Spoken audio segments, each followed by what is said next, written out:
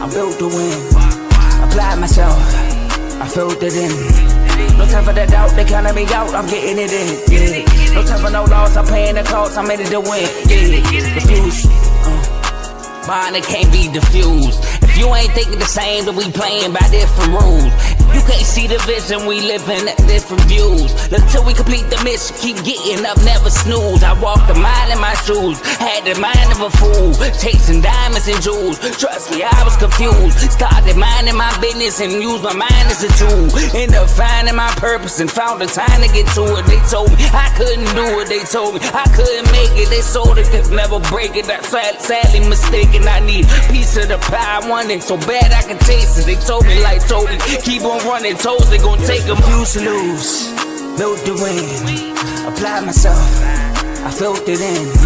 No time for the doubt, they counted me out, I'm getting it in. Yeah. No time for no loss, I pay for the cost, I'm winning to win. Yeah. Refuse to lose, I'm built to win. Apply myself, I filled it in. No time for the doubt, they counted me out, I'm getting it in. Yeah. No time for no loss, I'm paying the cost, I'm in it to win. Yeah. Refuse.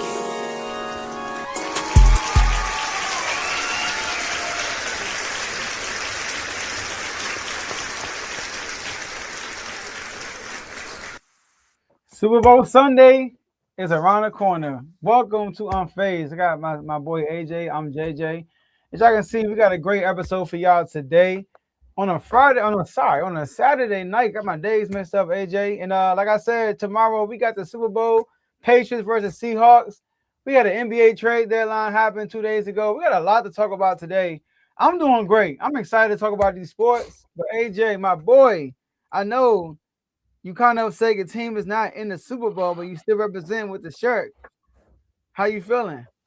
Hey man, I feel good. I had to let the Eagles fans know I had to represent today, man, because I know it's a lot going on. I mean, Lane Johnson might be retiring. You know, we just lost Stoutland. You know what I mean? It's a lot going on. Landon Dickerson saying he might be done. I'm like, yo, what's going on? But this the time of year. If we not in the dance, Ski Mask Howie, you know what I'm saying? He show up and he do his thing. See, the players, they did what they did during the season. Now it's time for the best GM in the sport to do his in the offseason. So I still got to represent, even though the Super Bowl is tomorrow. We not in it. But I'm feeling good, man. I'm feeling good. A lot happened with the trade deadline we're going to discuss. And obviously we got the biggest game of the year tomorrow. So I'm feeling good, man. I'm feeling good. Yes, sir. So you saying when y'all not in the dance, how we throw on a mask? That's what you saying? Yes, sir. Yes, sir. Okay. Yes, sir. You got it. You got it. I got you. So I want you to tell the people something because, like you said, we got the Super Bowl coming up tomorrow. It's the biggest game of the NFL year. And we got two teams remaining. We got the Seattle Seahawks versus the New England Patriots. Rematch of a previous Super Bowl win once upon a time, Russell Wilson versus Tom Brady. And we all know what happened in that Super Bowl. So, AJ, I mean, we have no dog in this fight. Now, I know you had your sayings about Sam Darnold in the past, but then you came back on to give him his flowers. And then we both were like Drake May. I mean, he's been not playing so good, but the defense been great. So, AJ, who are you picking to win this game, the final one of the season? Is it the New England Patriots or the Seattle Seahawks? So, I've been thinking long and hard about this, Joe. And I'm looking at this matchup. First thing I want to say is this.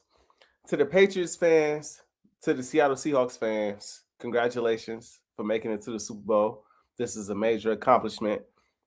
But I got to say, man, y'all a little too dry for me. I just got to put it out there, Joe. Y'all a little too dry for me, man. This is Super Bowl week. You know what I mean? And really, I really ain't heard nothing. Now, I know the R2L community. I haven't really been in the chat. I've been working. So I'm not really talking about the R2L community. I'm talking about outside of the R2L community. I'm talking about just when you step outside, it don't smell like Super Bowl week. When you go to the store, it don't smell like, it don't feel like anybody talking about it. You turn on the TV, it's like they doing more talk about the NBA trade deadline that we about to get to than the Super Bowl. Like it ain't. It's just real dry. It's real dry, man. So I just got to put that out there. I just want to put that out there. There's no shot at the teams, but I'm going to need a little bit more from the fans. And maybe the fans that win, they probably going to do their numbers after the game.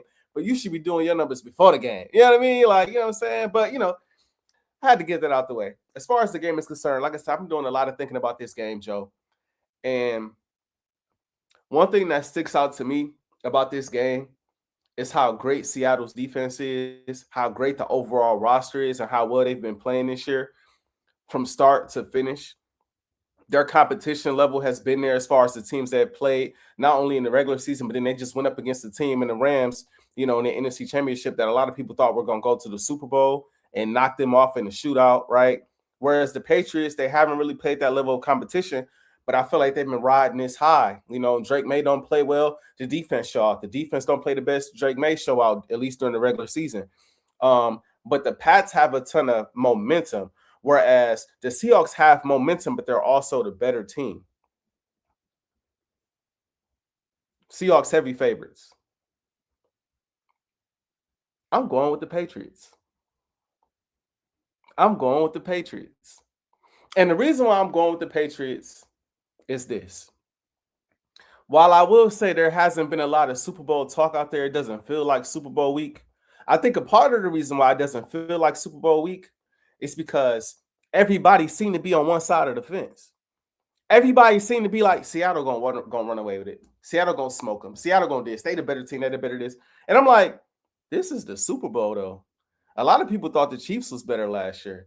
A lot of people thought the Patriots was better when they went up against Eli. A lot of people thought the Patriots was better when they went up against Nick Foles. Upsets happened in the Super Bowl. And what I think people are sleeping on with the Patriots is getting masked because of Seattle Seahawks defense. This Patriots defense is for real. They can get to the passer. They can stuff the run.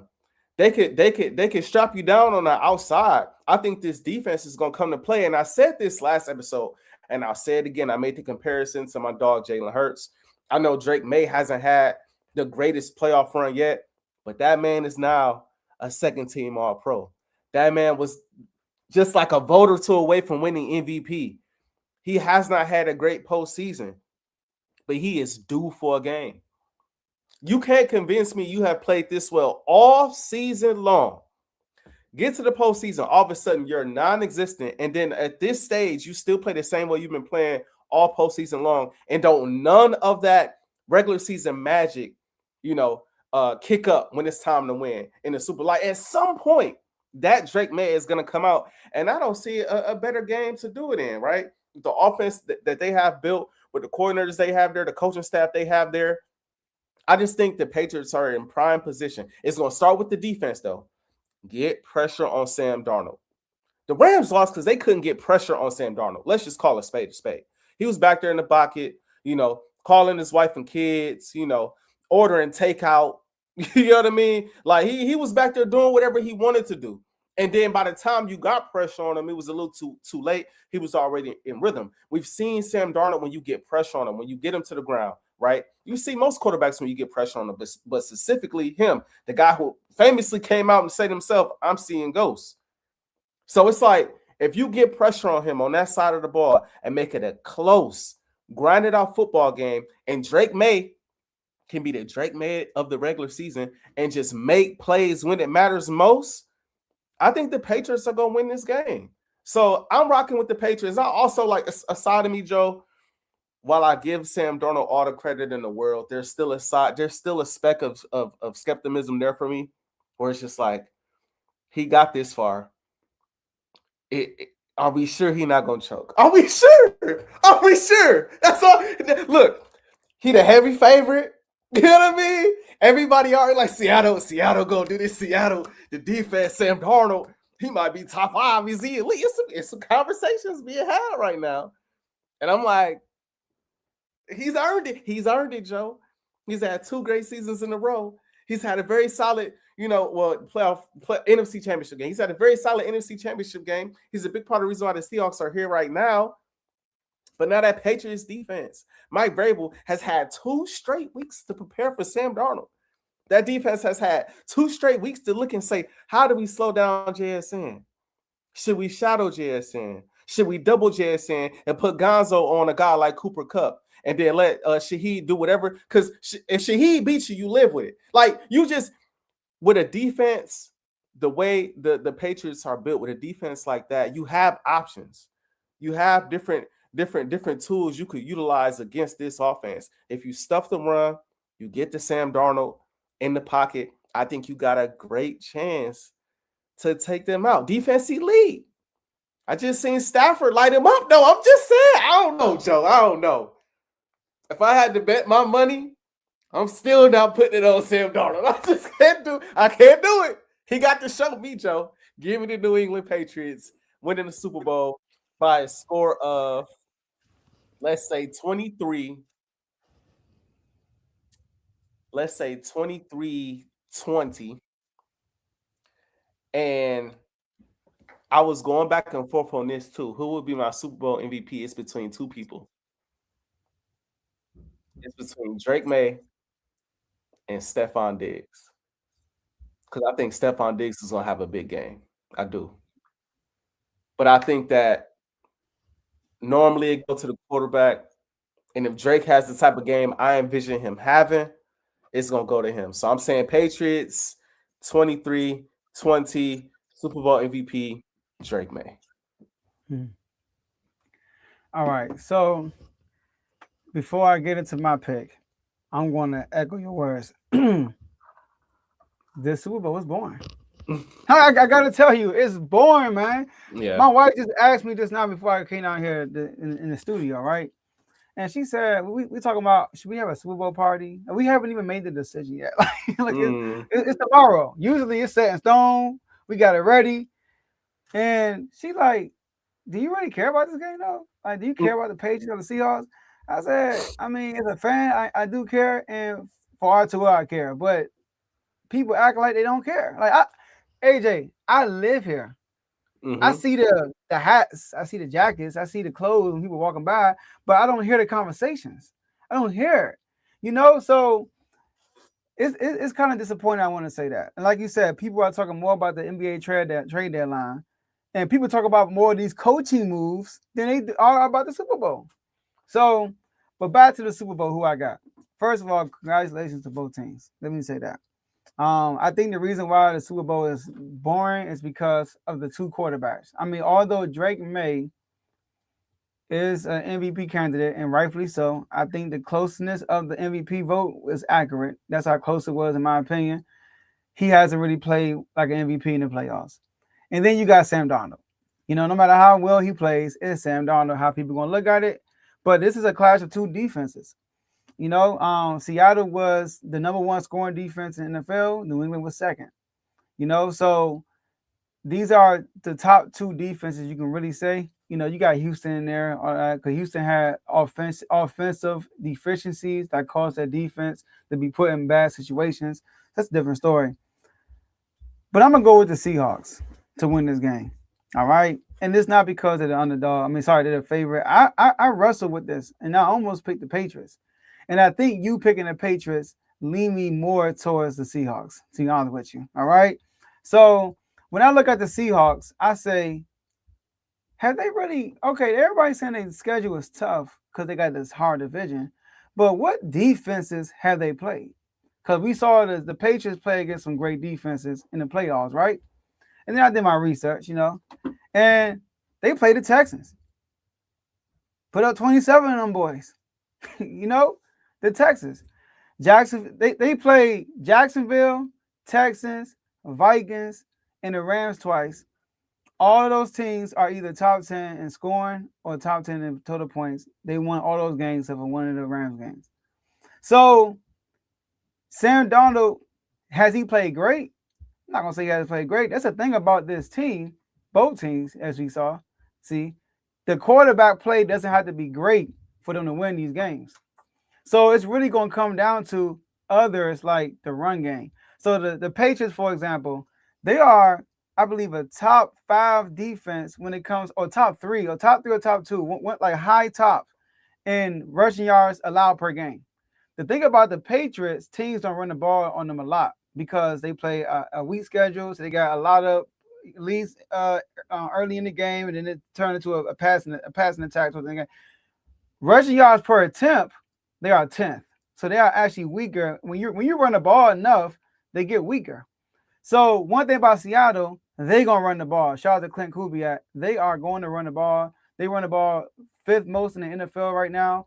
And when they got Clint Kubiak, I called it. I say they're going to run the ball, which is good because last year when they had Geno Smith, they threw the ball 500 times. So having Clint Kubiak there and running the ball, K9 in the backfield, is going to ease the pressure off of Sam Darnold.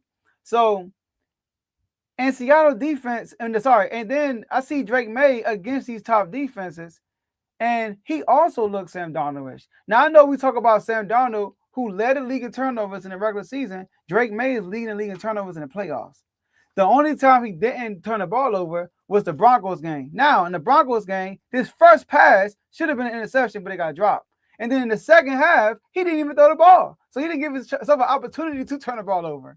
So I don't think that would be a situation in this game where they could just tell Drake May, throw the ball away, and we're going to, on third down, roll out to the right and throw the ball away, and we're going to give it to our defense. This is not going to be that type of game. So with the running game, see, everybody talking about JSN. Oh, how we going to contain JSN? It's not about, JSN is the weapon. I get you. He got the yards. But the real thing you got to worry about is the running attack. If you shut down that running attack, and then you got the Seahawks. So I think the Seahawks, them committing to the run so much, would the Patriots be disciplined enough throughout the whole game to contain the pass while focus on the run? And I don't think they will. So although the Patriots are playing well defensively, although the Patriots with Milton and Gonzo haven't lost a game, AJ, this year, by the way, when both of them on the field. They haven't lost a game. But the Seahawks are battle tested. So are the Patriots, but I'm talking about competition-wise. I think it's going to be a close one. Not super close, but I got it as a one-possession game. I got the Seahawks winning this 24-16. One could say that Drake May has looked a lot like Sam Darnold in the past in this postseason. I agree with you. But we've seen recently more of what he can be opposed to what he has been as of late. Now, I get it. The regular season is not the playoffs. We know this. That is what it is. But like I said, if you stay in the playoffs long enough, that greatness comes back at some point. That's all I'm like. At some point, he's going to have those moments again. At some point, he's going to get the deep ball going again. At some point, he's going to be able to use his legs again. And the way I see it, dude, Josh McDaniels, 2 weeks. Mike Vrabel, 2 weeks. Like, McDonald's my coach of the year, and I give him credit. In this matchup, though, I see McDaniels and Vrabel scheming them boys, especially Josh McDaniels, with his experience. 2 weeks, I think he's gonna scheme them up. I think he's gonna get guys open. I think he's gonna make Sam Darnold or Drake May's job a lot easier than people expect. I think we're gonna see some trickery. I think he got a lot in the tuck that we haven't seen in this postseason because he hasn't had to really utilize anything because the defense has been so dominant. And so I'm sure him as a coordinator, them as a coaching staff, and even Drake May as a quarterback, they welcome a game where on the even playing field, we ain't got to worry about, a ton of weather elements and stuff like that. It's neutral field. Let's just go out here and play. And if it turns into a shootout, let it be. I'm sure they don't mind that. They don't, of course, you don't want it to be like that because you want your defense to play well. But it's not like if the Seahawks come out scoring, they gonna fold. I just don't see that. I see them having a great game plan set for Seattle. I see them looking at the tape of what Stafford did and McVay did the previous week in the NFC Championship game and saying, like, now we don't have Puka and we don't have 1-7. They ain't got 17 over there. But we got a few weapons over here, and we got a good quarterback that can make things happen. He's done it all season long. Now this is his opportunity. I know he got some type of ail and shoulder injury too that he's dealing with, so that's something to kind of keep an eye out for. They've been kind of talking about that. I'm not reading too deep into it, but it's something to keep an eye out for. It helps to have these 2 weeks. It helps the 2 weeks are so important. They are so I hate to keep drawing this comparison as an Eagles fan because I'm like, they not in the game, right? And I know people are like, of course he got to break out the Eagles. But I'm just, when it comes to that 2 weeks of preparation with guys that have been there, done that, and that have had that experience, right? We saw in that first Super Bowl with the Chiefs and the Eagles, they went into that Super Bowl just wide-eyed, right? They went into that Super Bowl as far as the Eagles are concerned, like, we never been here. This is new. Everybody bubbly. Everybody cheesy. And Sirianni, after the game, was like, They were ready, but it was certain things that he just wasn't anticipating. How long is the halftime showing? How long is this? And how long is that? And how should I get the guys prepared? They end up playing a great game, but like at the end of the day, they got out coached, right? They got out coached. And then you get to this Super Bowl most recently, they seem more prepared. I know what's coming now. I know how to get the guys ready. Not only that, but the players have been there, done that. Okay, I know what they expect and things of that nature. So I think a guy like Josh McDaniels are going to have these guys ready. Not to mention Vrabel has played in the Super Bowl. Now I know the Seahawks got championship experience with Cooper Kupp as well, and I'm sure it might be someone else over there that I'm missing. But I just feel like this team is poised and ready for this moment. I think that they're going to relish in being the underdog, relish in people being like, yeah, Seahawks going to – I've been hearing a lot of Seahawks going to dismissing them, like, because they so good, because they so this. And it's like, yo, the Patriots can make this a game. And if they do make this a game and give Drake May an opportunity to win it, I trust him more than I trust Sam Darnold. And the last thing I'll say is this. The biggest reason why that last statement I just made rings true is because he's young. It's because Drake May is young. It could go, when you're that young, Joe, it could go one or two ways. It could go the way of like, you're young, you're wide-eyed, and you're nervous. Or it could go of like, you so young, you don't know no better. So you just play free like it's any other game. Like, it's just another game. Whereas Sam Darnold, you've been in the league for a while. You know it's hard to get here. You know all of the journey it took to get here. You was just with a team that won 14 games and didn't make it just last year. So it's a different level of experience there. Whereas Drake, I feel like some people have said, and I don't believe it, but some people have said he could be playing with house money. He could. So I just feel like there's a lot of things that are lining up for the Patriots in a way, and not to mention, and I know this ain't a big deal, but I know that the Patriots as an organization, they have a little bit more motivation now with Belichick getting snubbed at the Hall of Fame, right? Robert Kraft getting snubbed. It's like a lot of little nuggets leading up to the game that have made me just, for 2 weeks straight, think like, I think the Patriots might win this game. So I'm gonna rock out with the Patriots, man. Mm-hmm. It's not the popular pick. It might end up looking crazy in the end because the Seahawks are the better team. I think the Seahawks are overall better than the Patriots, and they are more battle tested, at least in the regular season. I don't know about the playoffs, but they more battle tested in the regular season for sure than the Patriots. But I just feel like they're gonna come out there, they're gonna play free, they're gonna be well coached, they're gonna introduce some trickery in there. And I think push come to shove, I just trust May a little bit more than I trust Sam Darnold. So give me the Pats. Mm-hmm. Okay. And Tom Brady also mentioned that he don't have a dog in this fight, by the way, as a former Patriot. It's more fuel to the fire. Which, yes, and it is. And quick take on that. I can't really get with everybody killing him over that. I mean, ain't the man calling the game? No, he not. Oh, he not calling the game. He's not calling the game. Oh, okay. So that's different. I thought he was calling it because he called last year. So if he was calling the game, I'm like, he can't just say he's rooting for it. Oh yeah. So he tripping, Dan. Yeah, I know, right? It's like I have no dog in the fight. Right. I'm like, dang. Like, yeah, that's all you gotta right. do is say, like, I think Bill Simmons said, just come out and say, I would love to see the Patriots get another ring, because they fans deserve it, But I also like Sam Darnold. I also, you know what I mean? Like, so I don't want to sit here and pick a team. I would love to see you play both sides, but show the love for the Patriots. Don't say I don't have a dog. You have a dog in a fight. You're Tom Brady. On, the player's been on him about it too. Like, come on, bro. Like, that's crazy. So now you said something about Drake May. He's so young. He could play free. I'm not sure you know this, but the first 3 games he didn't play free early. In the first game against the Chargers, in the first game against the Chargers, he was horrible, and then he had a good second half, right? Because he got his feet, he got warmed up against the Texans. Fumbleitis. You call my boy Jay Nance fumbleitis. Fumbleitis, fumbling and tumbling the ball everywhere, right? And then he picked it up in a couple of drives. And then don't talk about the Broncos game. I mean, Tony Romo said it off the first drop back. He got happy feet, so he looked nervous. So this is a Super Bowl, and we talk about pressure. Now people say Sam Darnold got pressure because of he's the vet. He's the guy that had the stigma of bad games. You said Drake May is due for a game. You don't think it's pressure on Drake May to have a good game, to have a breakout game? You don't think it's pressure on him to at least do that?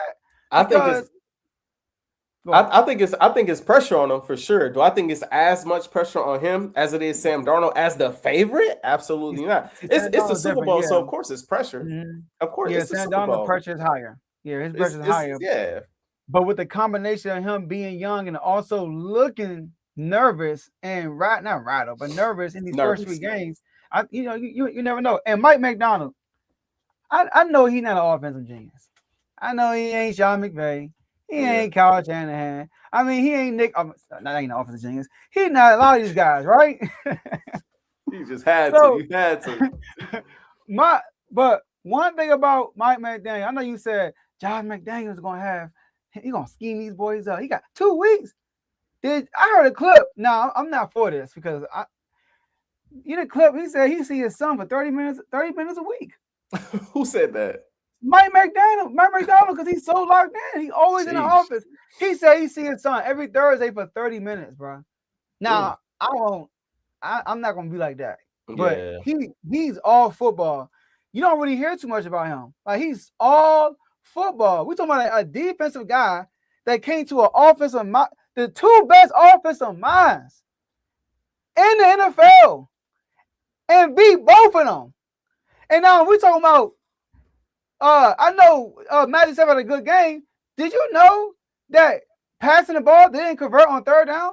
Did you know on the game to decide the game, or the play to decide the game, it was 4th down, they go for it. He showed blitz, and Matthew Stafford panicked, and then he bailed everybody, and Matthew Stafford rushed it. That was defense. So as much as we think Josh McDaniels is going to have them scheme up, defense won a championship last time I checked. I remember the Broncos had the best offense in the NFL, and I was like, man, they're going to beat the Seahawks 48-8 because defense is different. Now, don't get me wrong, Patriots got a good defense too. They defense is awesome. I'm not going to lie. But Mike McDonald going to be ready. So I don't know about Josh McDaniels scheming these boys up. I'll get my nod to Mike McDaniel right now, for real. I saw Mike McDaniel against Mahomes in the playoffs. What Mahomes do? Nothing. He had a couple of good plays and then nothing after that. So I trust Mike McDonald in this situation. Josh McDaniels, cool. He had Tom Brady. He got all these rings. I get it. But this dude a different beast. And I trust him. Well, that's fair. I too. Listen, I can't be too mad at anyone picking Seattle. I can't be, because when I made the decision to go with the Patriots, in the back of my mind, I'm like, Seattle the better team. That's been in my head. Like, Seattle is the better team. But it's just, when something don't feel right, you're like, man, something just ain't, you know what I mean? Like, my sports gut talking to me, Joe. It's like, it's a lot going on. And my sports gut is telling me the Pats, as the underdog, are going to find a way to get it done, man. And what I will say is this. Well, go ahead. Now, me and you, this whole playoff run, I think it's been one time we made a gut pick, and the rest of the time we made a head pick. Head pick, yep. And the one time we made a gut pick, it was the Pittsburgh Steelers. And we saw what happened. Did you pick the Steelers to beat the Ravens that last game of the season? Because I was the gut pick too. Because I was like, something in my gut telling me the Steelers going to beat the Ravens. We picked. I had picked the Steelers the first game, and you picked the Ravens the first game. Right, yeah. So we kind of, and that was my gut feeling. It was like, I don't know, man. I just think something will happen, and then they won the first game, and then you picked the second. So yeah, that's a regular season, AJ. That's true. That's true. That's true. It was a playoff game, though. What I will say though is, just our debate, our going back and forth, getting me geeked for the Super Bowl. And this all I really need. This all I really need. I'm about to have a party, AJ. Pats fans, Seahawks fans, but where y'all at? You know what I mean? Like this is what's like, okay, now I'm like, okay, Joe said he going with the Seahawks. I'm going with the Pats. I'm not gonna throw on no Pats colors or nothing crazy. I got on the Boston, got on the hat. I'm not gonna throw on a bunch of Patriots stuff. But now you're watching intently, trying to see, like, okay, am I gonna be right? Is Joe gonna be? You know what I mean? Like, this is what it's about. This is what it should have been about all week, man. To be honest with you, with that hat, the Patriots fan looking at you like, "What you doing, bro?" I mean, that's true. That's very true. That's very true. Man, we got to transition over to the association, because we saw a lot of trades happened at the trade deadline. A lot of moving. Some players that didn't move, some players that did. Joe, I got to ask you, after looking at everything and how it shook down, everything and how it transpired, who's your winners and losers in the trade deadline? If you want to just start with the winners and then transition, if you want to go with the losers, like I forgot how we decided off air, so just take it away. We both could do our winners and then then we get to losers. Okay. Tomo, I'm going to give you my biggest winner because I don't want to take everything. Okay. I'm going to give you my biggest winner and then you can like do your thing and then I'll circle back. But the biggest winner in the trade deadline, the Washington Wizards. It's the Washington Wizards, AJ. And here's the reason why. The Washington Wizards first winning guy. All right, let me tell you what everybody what the Wizards are doing, AJ. So when you are a team that you know that you're not going to compete, look at him. Shout out to my boy Tom in the comment section. All right, you know you're not going to compete. You know that for a fact. So when you know you're not going to compete, what you want to do, AJ, is get as much draft capital you can get and collect expiring contracts. Just collect them. And then guess what? At the trade deadline, teams going into the NBA season, a lot of teams feel good. Man, we can get to the playoffs. We can get to the play-in. We can win a championship. They got all these hopes. I'm pretty sure the Clippers had hopes. The Hawks had some playoff hopes. The Bulls had some playoff hopes. People have hope. And then when the trade deadline approaches, you look around, you say, dang, I don't think we're going to do nothing this year. We got to make a decision. Either run it back next year or blow it up. If we're going to blow it up, what do we need? Draft picks and expiring contracts. So our best player, we are willing to give you our best player for draft picks and expiring contracts. And what they do, Trae Young. They gave Trae Young, CJ McCollum, I forgot who else, but expiring contract, and they got Trae Young. They didn't give up a pick. Then they got AD, who's not their best player, as Cooper Flag. They got AD, who they want to get off of AD because AD is always hurt. They got AD for 2 first-rounders and some players that you probably never heard of. No disrespect to these players. I'm sorry. I don't mean like that. But you know what I'm saying? Like, they're not high-quality players as far as play-wise. And people are like, 2 first-round picks for Anthony Davis? We talking about the 2031 Golden State Warriors pick and an OKC Thunder pick? Okay, I'll give you that all day. And so we basically gave up. We got Trae Young and AD for 2 first-round picks and a couple of players.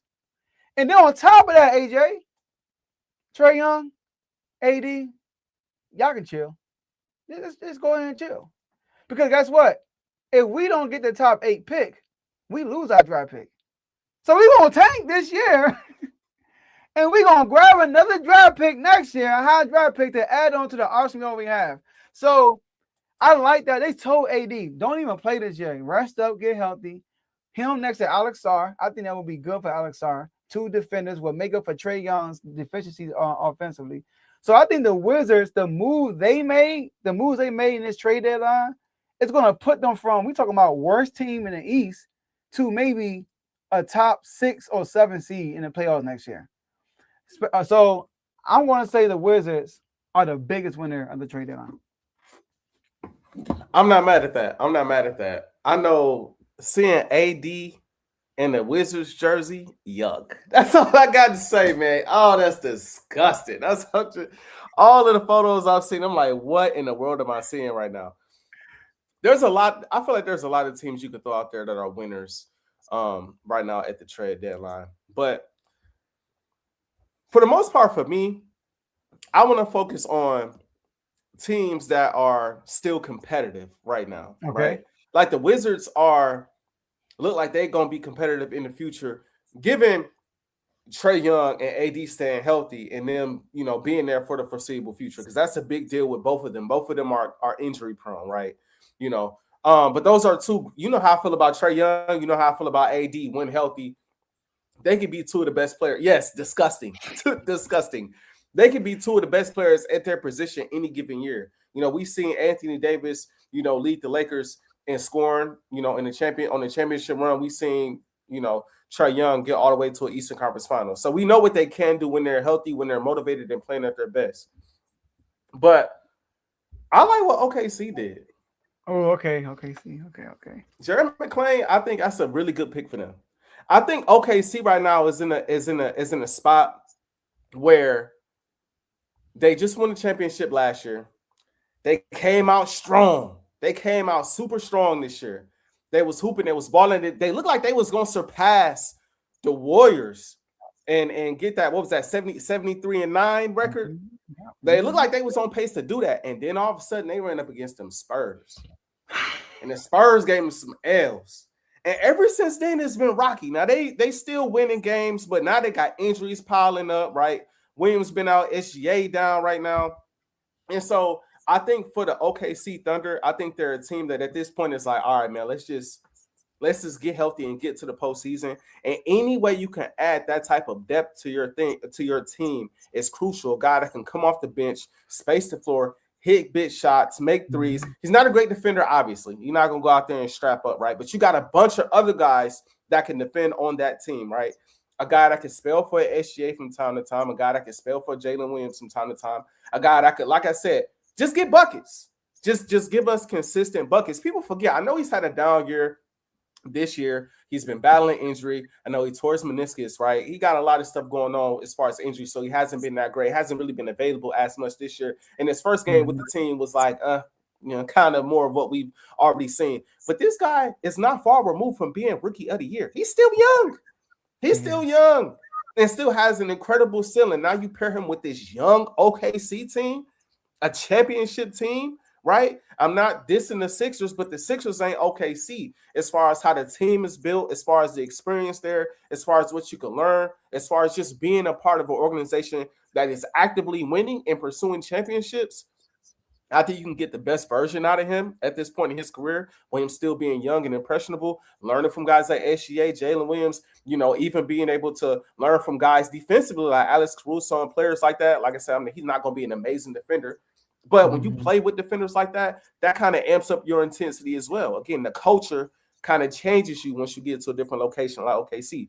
So honestly, like I went through all of the trades, and again, there's other teams we can mention. I like what Boston did. I like the Lakers going out getting a shooter. I like what the Wizards did as well, obviously. But when I saw that trade come across my screen for OKC, a team that's just won the championship, any way you can improve this roster, any depth you can add, getting buckets on the offensive side of the ball, because we know what the defense is, right? Any way you can offset some things, especially with injury, help you get some wins in this process of guys being down and get you to a high seed in the Western Conference. I like this move for OKC. I think it helps them a lot when it's time to go chase another championship.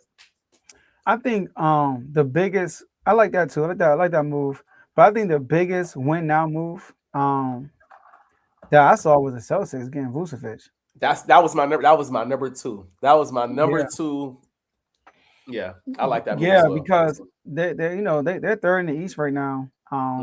They're balling. They gave up Anthony Simons, which is fine because they got guard play already. They don't really need Anthony Simons. What they needed was a big. They needed a center who could stretch the floor and play the offense that Joe Mazzulla wants to run with the 5 out. So now, is he the biggest defender? Now, no, but I think he'll be impactful with the Celtics in this system, especially in the East. Where I think before he got there, the Celtics got a chance to get out the East, and adding him, it just made that even better. The team in the East right now, the Detroit Pistons balling, but if K offense slows down, another yuck, right? Right, yuck. But what concerns me about them is if K offense slows down in the playoffs, then what's going to happen with them, right? I know Jalen Durant been balling too. And then you got the New York Knicks. So I think the Celtics have a really good chance to come out the East. And I thought it was a big move getting Vucevic. And I'm not gonna call this one a winner or loser. I do think it is an upgrade though. I'm just curious and I want to see what happens. James Harden going to the Cavs. I know you don't like it. Now hear me out. I think it's an upgrade because every single year in the playoffs, Darius Garland is hurt. Every single year. He is always hurt. And he's undersized. He's not a really good playoff performer. So if I'm not gonna have a good playoff performer in Darius Garland, let's give me James Harden, who can be a scorer. He was a scorer last year with the Clippers in the playoffs, the last 2 years. He was a scorer with Philly also in the playoffs. His issue is the big games, the big moments. But that's when you got Donovan Mitchell. Donovan Mitchell, we had this debate before. Every time the Cavs lost, it's because the others, he balls out. He has like the fourth highest scoring average in the playoff history, something like that, a top 5. He balls out in the playoffs. It's everything else around him. So, and what I don't worry about with this is Kenny Atkins, a brilliant offensive-minded guy who offense relies on ball movement, and you got James Harden. So that's what I want to see, how he's going to implement James Harden, because I trust Kenny Atkins, how he's going to implement James Harden into it. That's why I said I'm not going to say they're winners or losers, but I think they're better now with Harden than Darius Garland. I think they're better now with Harden as well. Even though I like Garland, you spoke to it. He's injury prone, undersized, and just not the best playoff performer. But like, I looked at that trade. I didn't. What was that? So you just tired of James Harden, man? Yeah, man. I looked at bro, bro. I looked at that trade. I ain't really like it for either side. I ain't gonna lie. Like, yes, it's an upgrade for. This is the thing that people miss about Harden. Is he an upgrade? Yes. Is he a great offensive player, not only scoring but facilitating? Yes. But it's what you said. It's not only the big games, it's as the series wanes. If you really watch James Harden in the playoffs, give me games 1 through 4, he gonna ball. Games 1 through 4, he might go for 30 and 40 and 10. He gonna go crazy. But then as the series wanes and it gets to 5, 6, 7, he always fold. And the thing is, you say that's what you have Donovan Mitchell for. Donovan Mitchell, can help you in those games. Donovan Mitchell only one guy though. You still, if James Harden, I know you got Evan Mobley as well, right? So James Harden could be the 3. He could be the number the third option. But if he's a guy that you're dependent on, a lot of teams, he's the type of piece that teams tend to depend on because he's the guy who's going to be on the ball the most. Because he's a guy that can, stretch the floor and score. He's a guy that you are going to depend on. You not only need Donovan Mitchell to do his thing in a big game, you need James Harden, just like with the Clippers. Not only did you need Kawhi, because he had Kawhi, but you also needed James Harden, just like in the finals years ago, his first few years in the league. Just like you got KD and Russ, but you need James Harden. Just like when you had Chris Paul could do, but you need, even though Chris Paul got hurt, but you still need James Harden, like in every spot he's been in. With the Nets, with KD, James Harden on one leg got the messed up hamstring. Yeah, now again, injuries are injuries, but like at every stop, there's not a stop he's been at where you can say, okay, he's how do I phrase this? He's never in a position where to relate this back to the football analogy. In these big games, he's never in a position where he could have a bad game and the team win. He has to play well in order for the team to win, because he's such a focal point within the scheme and the game plan for the offense. And we know he's not doing nothing defensively.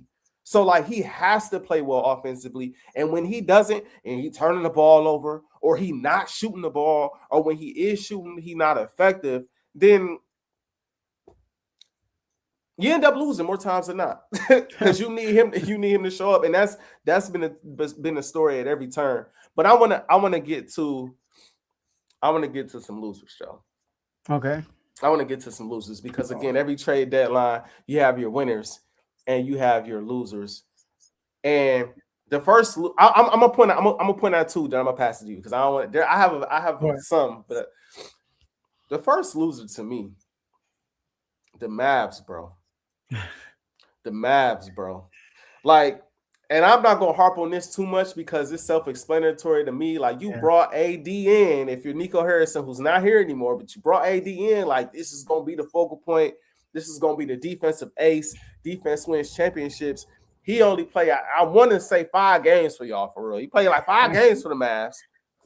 And then you trade him elsewhere, and it's like you're in a whole new rebuild while the Lakers are sitting up there with Luka Doncic. I don't know if you saw the Mavs are unwilling to do business with the Lakers. I saw a report. I don't know if it's real or not, but I saw a report that said like the Mavs want nothing to do with doing business with the Lakers. Like they not doing business with the Lakers at all. But beyond the Mavs, to me, that's kind of like an obvious one, and that kind of just snowballs in the after Luka was traded, it's just kind of snowballed from there. The Warriors stunk it up. The Warriors stunk it up, bro. Oh my gosh! As long as Kuminga has been there, I've always thought that Kuminga could be a big time piece for them if he's given opportunity to be a centerpiece for the basketball team. And the times I've seen Kuminga out there, now he's not always amazing. He's a young guy. He's not always great defensively, right? But he's super athletic.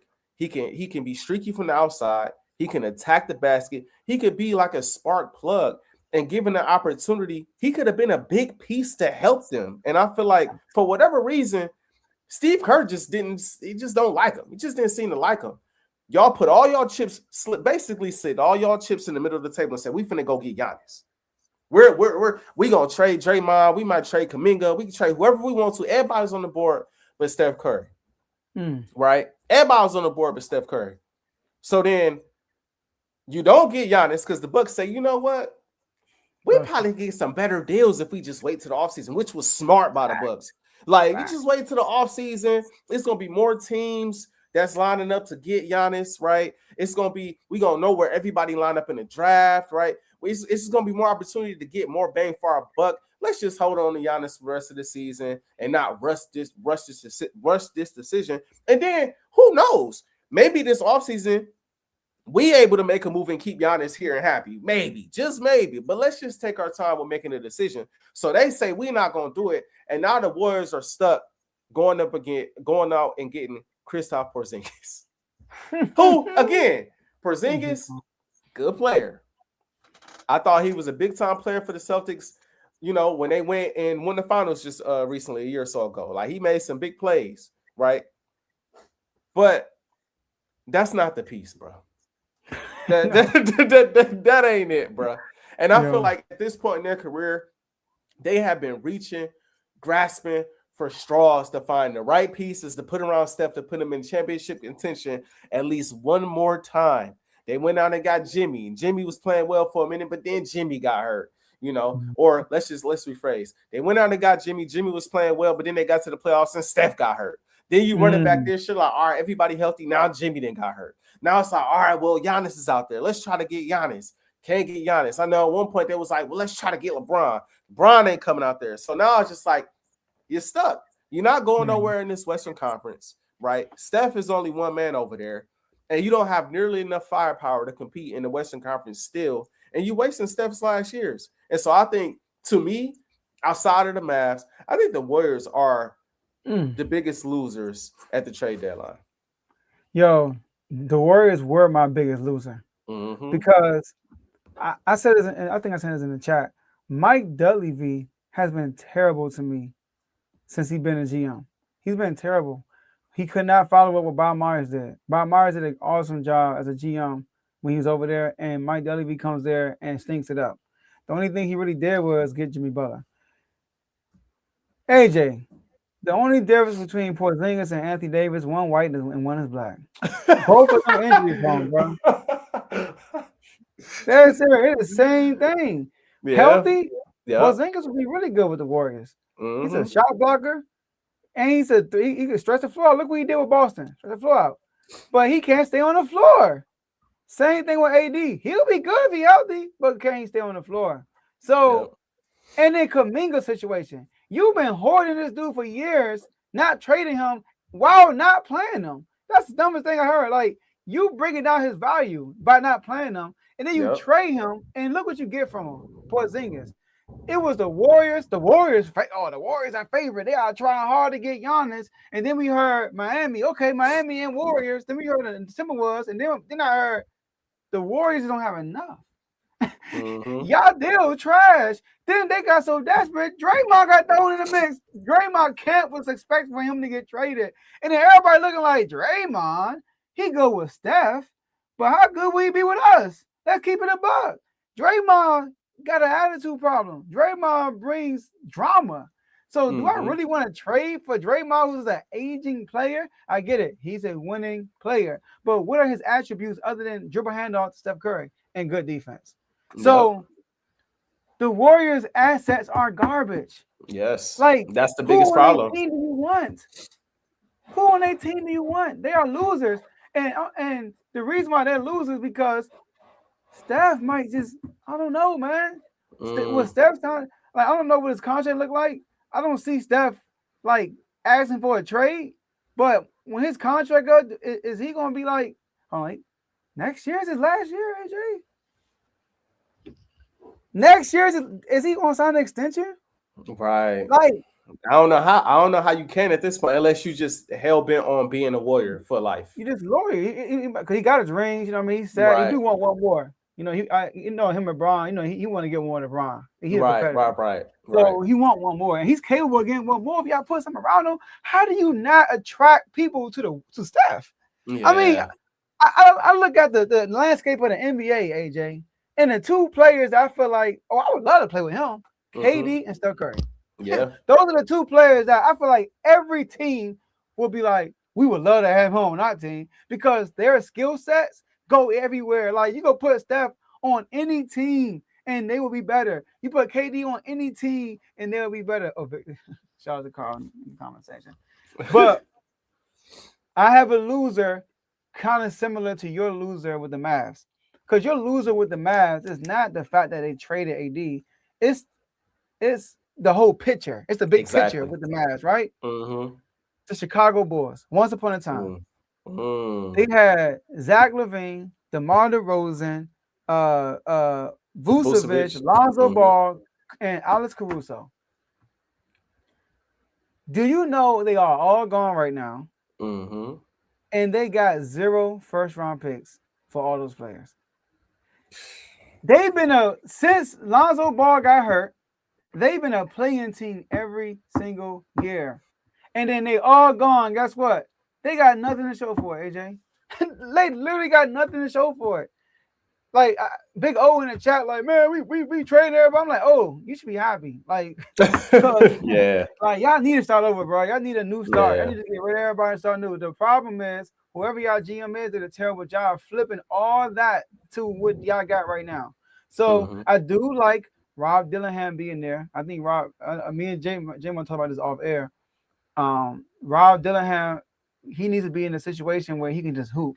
Yes. And I think with the Bulls, he will have the opportunity to do that and show his actual skill because he's really skilled. I think he can average a good 15 a game with the Bulls if he get his minutes. You know, I know. Yeah. So,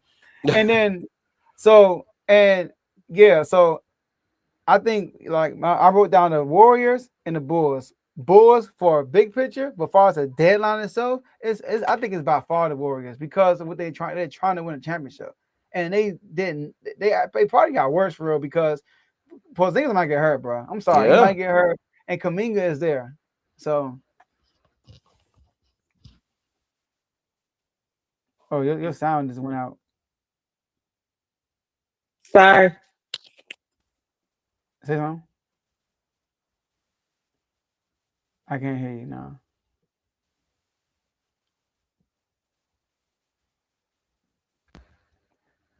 Look, while we wait for AJ, y'all. Let me talk about the Sacramento Kings, man. We suck. We're trash. I mean, you see De'Aaron Fox living his life with the Spurs, number 2 in the West. You see Mike Brown living his life in the East, number 2 in the East. And then you see Doug Christie, who I vouched for to be the head coach. And we are garbage. We talking about the day before the trade deadline. We are playing against. Oh, AJ is back. Mic check. Can we? Perfect. I heard. Yeah, I was about to vent about the Kings in the trade deadline. So go ahead. Oh, go ahead. do that real quick. No, we ain't gotta do that. Real We ain't quick. gotta go down that road. We ain't gotta go down that road, man. We ain't Yeah, I gotta feel go down that that. road. My bad, y'all. Technical difficulties right there. But yeah, you couldn't have said it better when it come to Golden State at the very end, man. You couldn't have said it no better. And the Bulls, what can you say, man? Now, what I will say is, I don't know who out of those guys you was gonna trade and get a first round pick back for. Maybe if you package them all, right, in a way, or a few of them, right, then you probably get a first round pick back for it. But that's what good GMs do. Good GMs finesse. Good GMs find a way to get those assets back for those type of players, because they're not superstar level players, but they are players that can help your team. Like DeMar DeRozan, Zach LaVine, they can help, right? Vucevic, they can help, So Mikal went for 5 first rounders. Yeah. And your That's boy very from true. Memphis, Orlando traded your boy from Memphis for a 4. Oh, Desmond Bane. Desmond Bane, bro. Like, Yeah, that's true. That's facts. That's like, facts. That's facts. You could come get at least one, bro. That's One? 100% You facts. tell me you You couldn't ain't get a lying. first round pick from like a package with Caruso and somebody else? Yeah. Caruso was a big impact with OKC.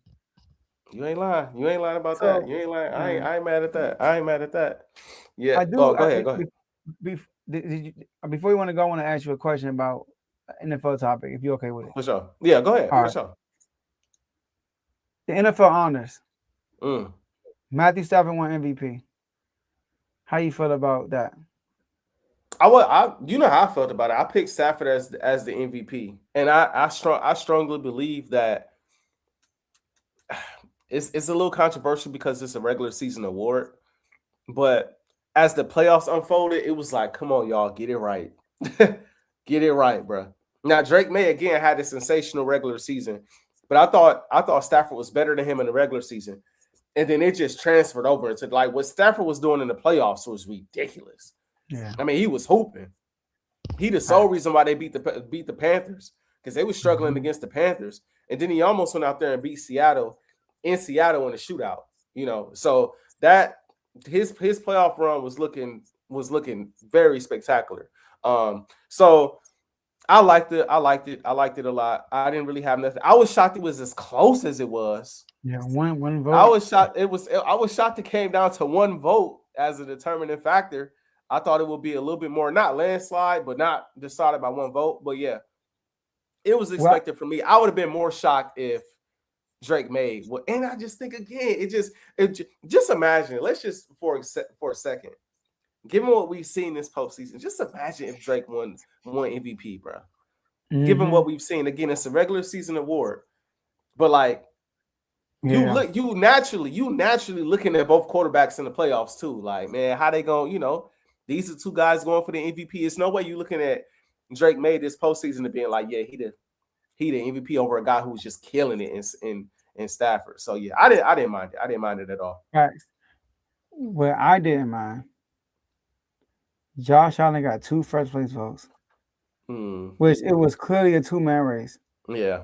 And Justin Herbert got a first place vote. I did not see that. Oh my gosh, I didn't see that. Justin Herbert got first of all, he got no record case to back himself up. He don't have a statistic case to back himself up. And he don't have, I'm the best quarterback in the league to back himself up. Whoever voted for Justin Herbert, like, bro, that's a crime. This is why the voters of that, then you got the end of, oh yeah, I also want to say some notes too. Well, I'll do my last words. I don't know how you would feel about it though, but this just shows you that these voters, man. I don't know if they do it in the NFL, but in the NBA, they show you who voted for who. And I remember Jalen Rose got killed for putting Kyrie first team All NBA, and everybody crushed him. And he took he thought, you know what, that was a mistake because we can see it. But in the NFL, I don't think they reveal who votes for who. I don't think they reveal that. So I think it's insane, man. Yeah, I didn't see that. Crazy. I don't even know what to say. I don't even know what to say, dude. And you know how I feel about Herbert. And what I would say about Herbert is his offensive line is horrible. It's been banged up all year. So I do give him credit for playing as well as he's played throughout the season, given the offensive line. But bro, MVP. The love affair with him and Josh Allen.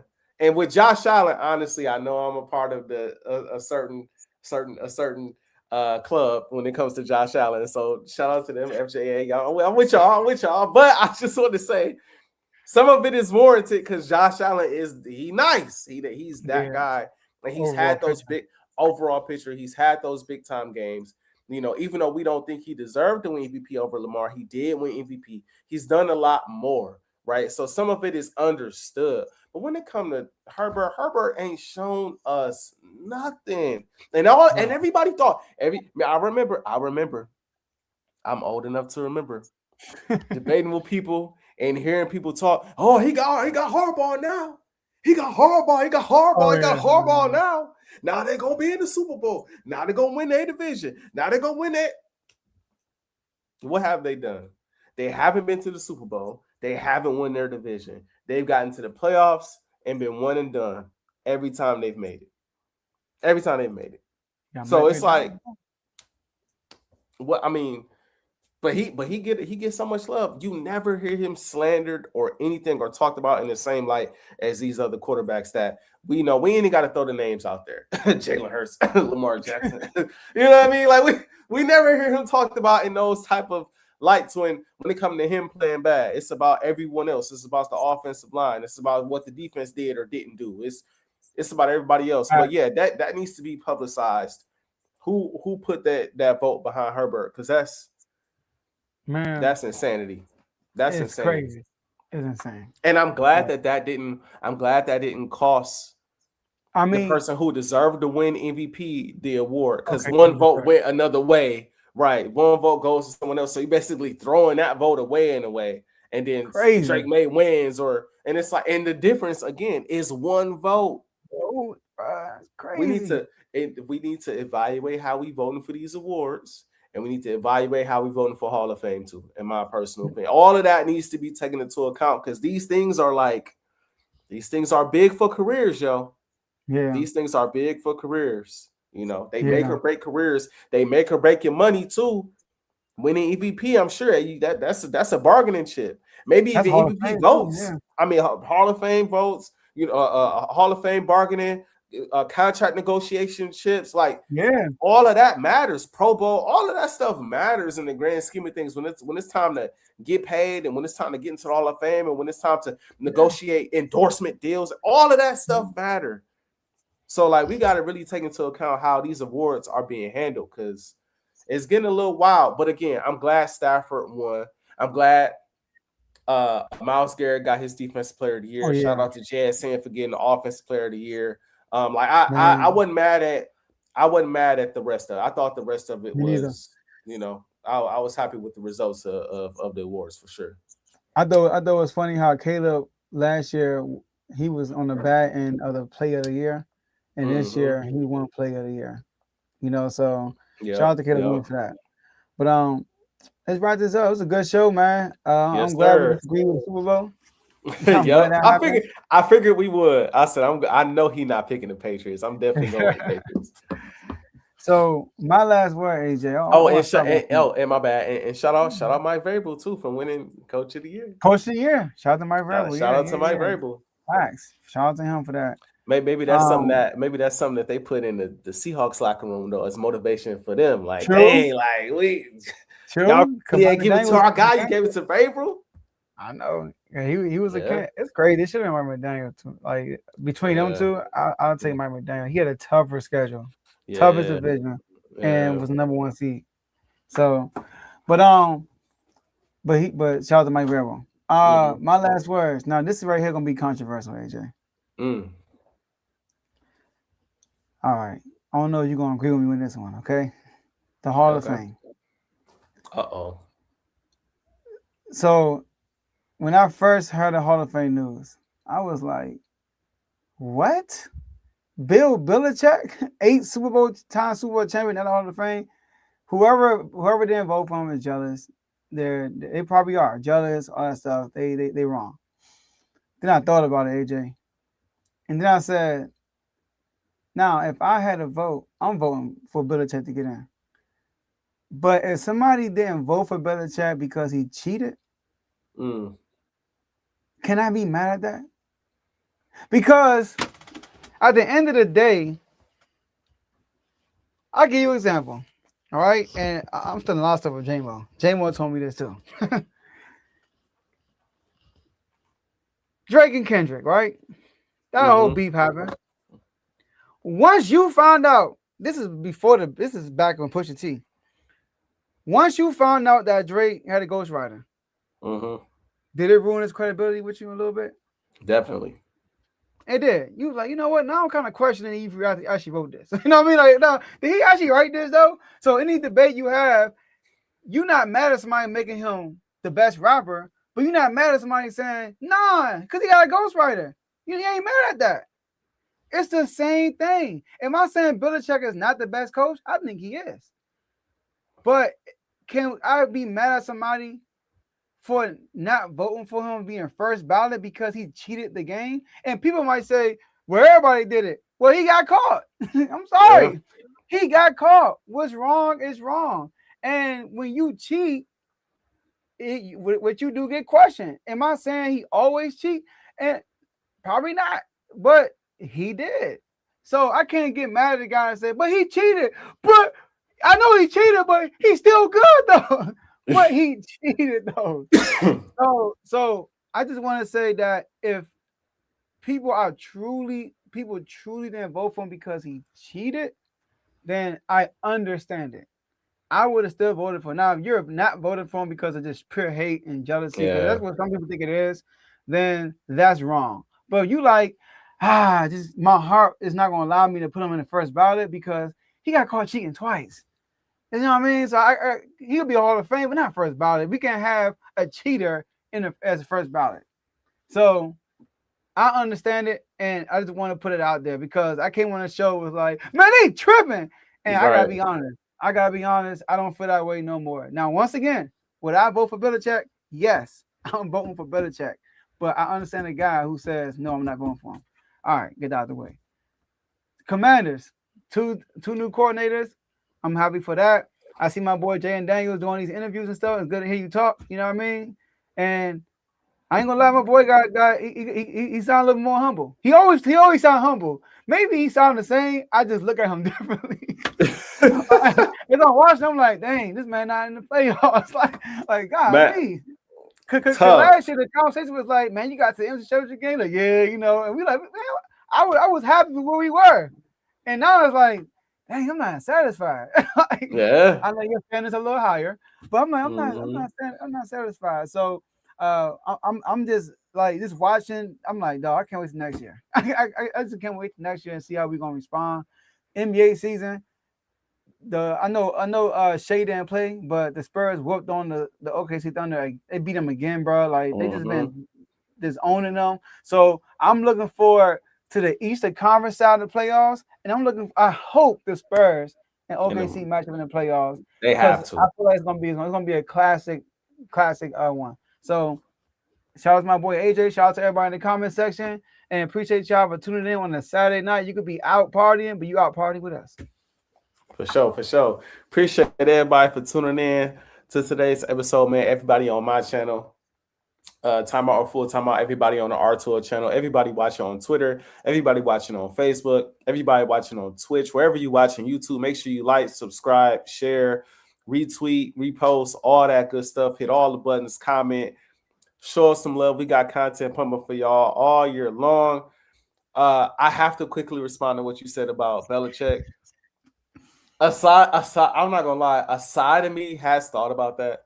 A side of me agrees with you, but the other side of me is like, hell no. I still can't rock with that. I can't rock with that. And the reason why I can't rock with that is even through all of that, Joe, he won before that, and he won after that.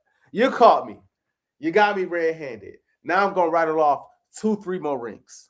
Like I'm gonna continue to matter of fact, the season after that happens, we're gonna go get Randy, and we're gonna go, what was it, 18-0 till they end up losing in the Super Bowl. We gonna dominate the league. Y'all think we cheating? Okay, we're gonna cheat, all right. We're gonna dominate the league, go 18-0. Probably be the greatest team we've ever seen in our era of watching the sport, we never seen a team better than that Patriots team. Granted, they didn't win the Super Bowl, but like as far as aesthetics, as far as the stats and how we never seen a team go out there and look at that. They putting up 50 on people, 50-7, 49-3. They just dominating teams, running the score up. Like how he was as a coach, how he coached, how he had his players locked in. And this is the thing too when it comes to that. If we gonna diminish Bill Belichick, and I think it does add credibility that they did it to Robert Kraft too. So I do want to point that out because that adds credibility to it. But then you gotta do it to everybody. You did it Brady too. You gotta do it to Brady. You have to do it to because Tom Brady benefited from this and won championships off this. And Tom Brady also had the flake. Exactly. Also had the flake gate. So it's like now you're gonna say Tom Brady not first. Tom Brady not first. Like, what are we talking about? So, like, I understand it. I don't. The best believe I understand it. But the level of success that those three guys, mind you, the Patriots are back in the Super Bowl. Forget Deflategate. Forget Spygate. Robert Kraft back in the Super Bowl again this year with a whole new regime. Besides, they got McDaniels still, but basically a whole new regime. Who also cheated. That's true. That's true. But if they do it, they ain't got caught as of right now, right? They ain't getting caught right now, right? But they right back in the Super Bowl, and it was on the worst teams in the league just last year.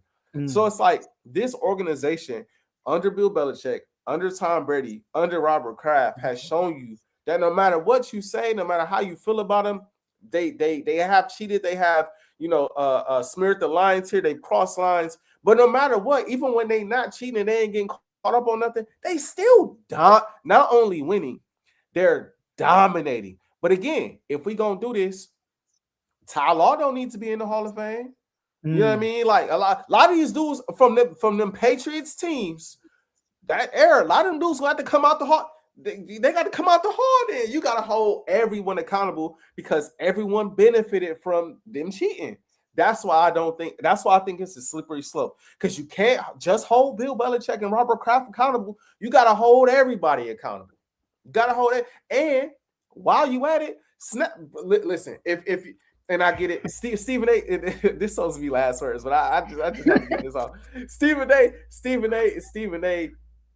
spoke on this, and it's to me it kind of if he brought up the fact that there's multiple different entities. You have the NFL, right, who's going to levy discipline, and then you have the Hall of Fame that's going to have their own discipline and their own sanctions and their own stuff like that.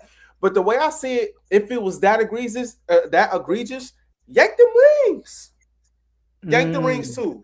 Like they're. If you wasn't going to yank the rings and you was going to leave the banners hanging and still have them in the history books, you're not going to pull a Reggie Bush and say you're not the Heisman Trophy winner no more because of what's going on with the cheating and all of that. Then when it comes to the Hall of Fame, even though it's two different entities, it's still football. It's kind of hard to then say the man has all these accomplishments that we have not taken away from, but he not first ballot Hall of Fame. Not only him, but Robert Kraft. And again, you can't tell me Bill Belichick ain't first ballot, Robert Kraft ain't first ballot, but Brady is. You just can't, especially if it's about if it's about Spygate and Deflategate, you can't say Tom Brady's a Hall of Famer, a first ballot Hall of Famer. And if you're telling me that the Hall of Fame is irrelevant officially, Brady somewhere shaking like, dang, he probably saw that. As soon as he saw Belichick wasn't first ballot, his first statement was, I just can't believe it. He's the greatest coach ever. I would never play for any other coach. This is just great. Because he know. And then it happened to Robert Kraft too. Oh, man. Oh, it's over with. It's over with. It will look crazy now. They're going to look crazy one way or another. Whether they make him first ballot or they don't, it's going to look crazy. It's going to look crazy now. That's going to hurt Brady's legacy. Yeah. 100%. But that cheese don't come right back around. People who watched, we still gonna say Tom Brady the GOAT. This is why you don't cheat, though, man. Like, this is true. There's a punishment for cheating, for sure. I do get what you're saying. You're saying like, yeah, he cheated, but look what he did. It's not about the but. why you don't condone cheating. So it's True. like you cheat, you supposed to get disqualified. For real, you supposed to be out. Like not on the rules in the NFL, but a lot of times you cheat, you get kicked out. You out the company. You're not supposed to do that. So that's why, like, you should be blessed that you still were able to play and coach football after you cheated. So that's why I feel like, yeah, they cheated. And somebody said, I don't care what he did after he cheated. I don't care what he did before. He cheated. Like, True. he cheated. I never cheated. That's what they. I never cheated the game, and he cheated. And he first ballot. Get him out. That's probably what they thinking. Yeah. Fair. So That's fair. I get you on that. I don't get you on that, but I get what you're saying. Like, I get it, he cheated, bro, but are we really gonna sit here and say he's not first ballot? Right, exactly. We really, and if we gonna say that about him, we gotta say it about some other people, and it's gonna make us very uncomfortable. It's gonna make us. Brady. I mean, that's gonna make us very uncomfortable, bro. But it's gonna. Ooh. Come on. They got a lot of pressure now. Mm-hmm. They got a lot of pressure. When Brady time is out to go Hall of, oh my goodness, that's gonna be the talk, bro. You know, in the media, that's a whole new topic right there. The right thing to do is to make him first ballot Hall of Fame. But there will, even if they do that and they make the right decision, there will be a section of people that's like, how is he first ballot and Bill Belichick not? Because they both, I mean, it goes owner, GM, quarterback. Those are the three most important. It's not like Brady was part of like, I know you said like I keep saying Ty Law. I know you keep saying like people like him, Teddy Bruschi should not be in the Hall of Fame because they were on the team, but they weren't direct cheating. Belichick set that up. Tom Brady set that up too. Tom Brady was directly a part of the Deflategate. Right. That was Tom Brady's cheating. He got suspended for it. He missed the first 4 or some games before that. So, like, if Belichick got suspended for cheating, Tom Brady definitely should get not suspended. Got not a first ballot Hall of Fame. Tom Brady definitely should not be first ballot Hall of Fame either. Oh, that's how they got it. Like, and if he is first ballot Hall of Fame, they gotta come out and say we were wrong about Belichick. yeah. They gotta say that. They have to say that. Yeah. So, unless they got a new committee, they might do that. The NFL might say we can't allow this to happen. Y'all out of here. We need some new guys on the board. He might do that. So, might have to. But yeah, I mean, that was pretty much my last words, man. That turned into a whole kind of debate at the end there. But that's what you come here for. You tune in to Unfazed for the debate, man. So we happy to bring it to you, like you said, on a Saturday night, the night before the Super Bowl. Everybody kick back. Try to, you know what I'm saying? I mean, y'all not geeked about it seemed like, but try to enjoy it, you know. Get yourself a maybe if you're old enough, an adult beverage, some popcorn, some wings, some pizza, kick back, and it should be a good game, man. It should be a good game. It's Super Bowl Sunday tomorrow, Joe, so I'm feeling unfazed. Unfazed, like Belichick.